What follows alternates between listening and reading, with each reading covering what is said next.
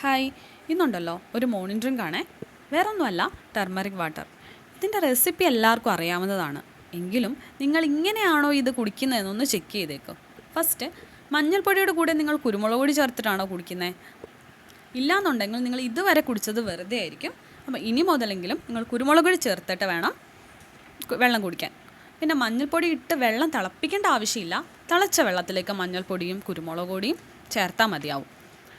പാക്കറ്റുകളിൽ വരുന്ന മഞ്ഞൾപ്പൊടി ഉപയോഗിക്കാതിരിക്കുകയായിരിക്കും നല്ലത്. പകരം വീട്ടിൽ പൊടിച്ചതോ അല്ലെങ്കിൽ പച്ച മഞ്ഞളോ നമുക്ക് യൂസ് ചെയ്യാം. എന്നാൽ മാത്രമേ വിചാരിച്ച റിസൾട്ട് കിട്ടുള്ളൂ.